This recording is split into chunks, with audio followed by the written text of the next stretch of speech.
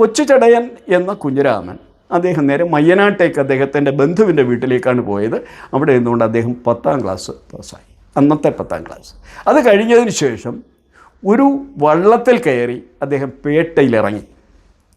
പേട്ടയിൽ നിന്ന് അന്ന് ഈ കോർപ്പറേഷനിലെ ഈ മാലിന്യം മുഴുവൻ നീക്കം ചെയ്യുന്ന കാളവണ്ടികളിലാണ്. അങ്ങനെ മാലിന്യം കൊണ്ടുവന്നൊരു കാളവണ്ടിയിൽ അയാളുടെ സൗജന്യത്തിൽ അവിടെ നിന്ന് കയറി അദ്ദേഹം നേരെ വഞ്ചൂരെത്തി എന്നൊരു കാരണമുണ്ട്.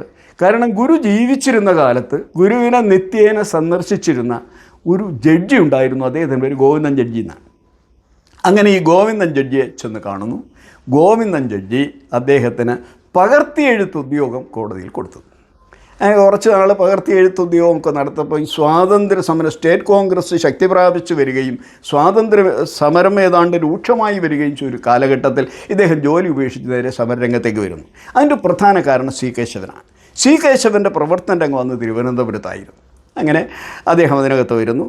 1936 ക്ഷേത്രപ്രവേശന വിളംബരം പ്രഖ്യാപിക്കുമ്പോൾ അന്ന് ദളിതരുമായി ചിത്തിര തിരുനാൾ ക്ഷേത്രത്തിൽ കയറുന്ന കൂട്ടത്തിലൊരാൾ ഈ കുഞ്ഞിരാമനായിരുന്നു.